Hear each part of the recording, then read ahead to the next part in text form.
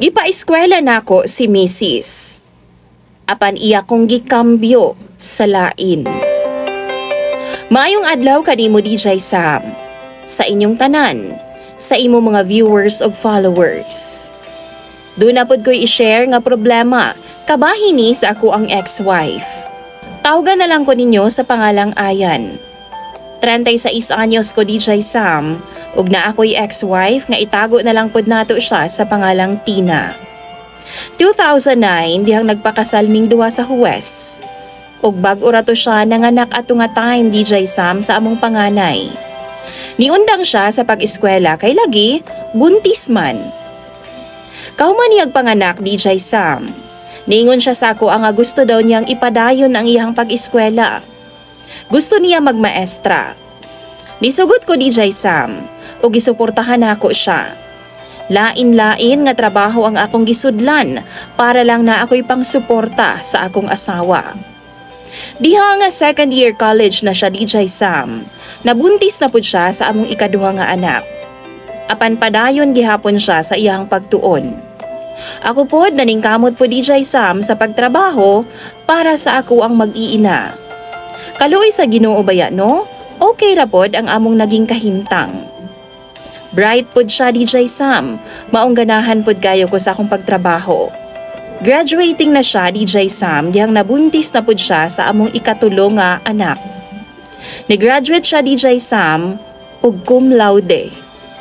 Proud kaayo ko sa iyaha ug sa wakas nakahawas ra gyud mi.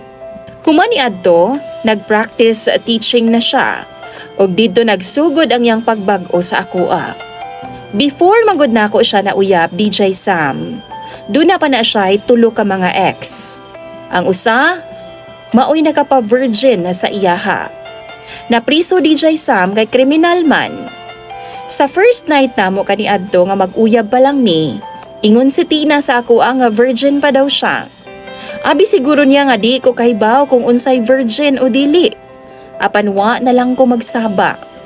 Di na to big deal sa ako DJ Sam kay lagi love man ako kaayo siya. I-accept na ako ang tanan. No ifs, no buts.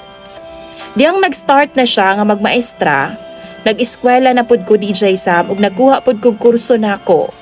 Kana bitawng in demand sa abroad. Kay plano nako nga mag-work abroad.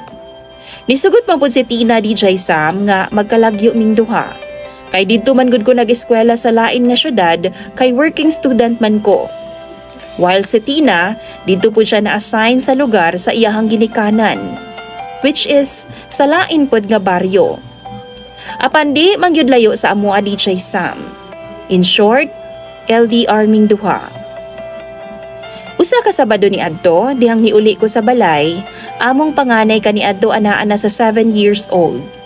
Pag-abot na ako sa balay, wa si Tina. Nilakaw daw. Excited pa naman ko DJ Sam nga makita siya.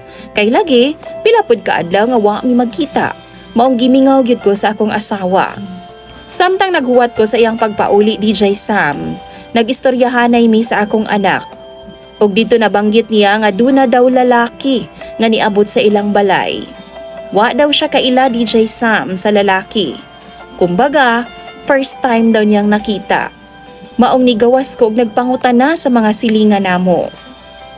Apan same ilang tubag, wa daw sila kaila atong lakiha.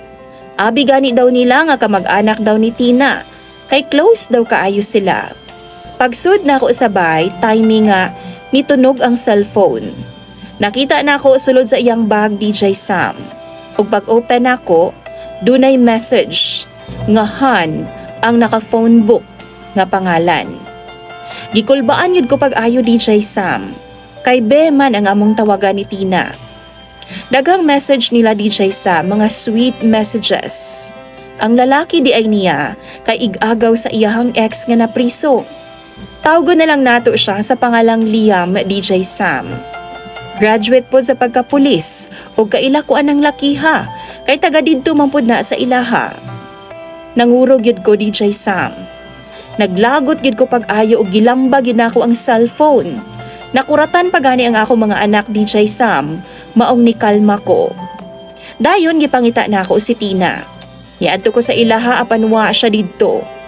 Sige na kog libot-libot sa syudad ug dito nakita na ako siya sa usa ka park.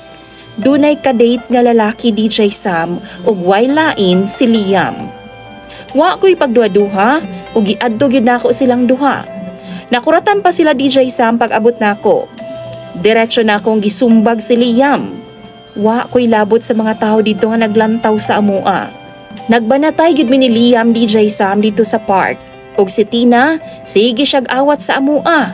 Ug ako siyang giguyo DJ Sam paingon sa balay. Dito wa katingog si Tina sa akua. Kay nakita naman niya nga wasak na gyud kaayo ang iyang cellphone. Ang mga bata Sam gipagawas nako kauban na sa akong igsuon.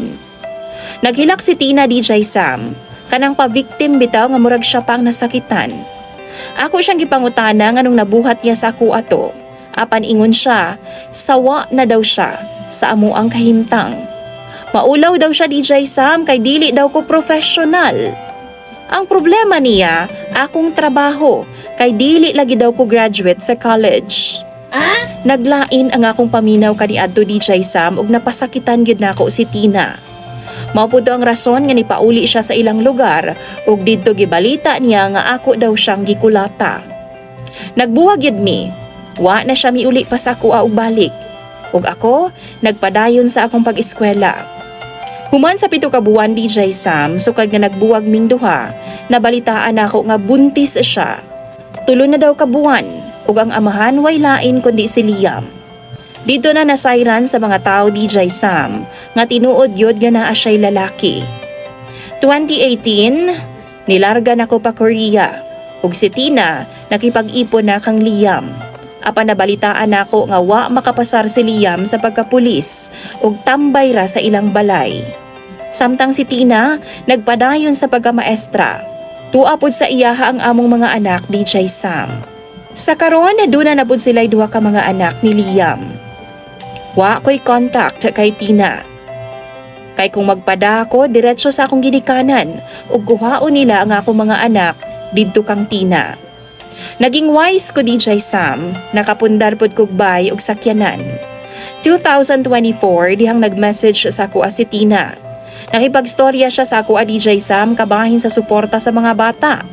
Iya kong gihatagan og presyo kon pila ang akong ipadala sa mga bata. Apan wa ko miuyon. Gingnan ako siya nga didto ko magpada sa akong mama ug sila nay bahala nga magpalit sa mga needs sa akong mga anak. Abi na ako nga first and last na to niya nga pag-contact sa ako DJ Sam. Apan magsige naman siya message sa ako like, kumusta? Mikaon na ba daw ko? Apan di ko mo reply DJ Sam. Giingnan na ako siya kausa nga ayaw sigig message sa ako Kay lain kaayo masakpan ka sa imong bana.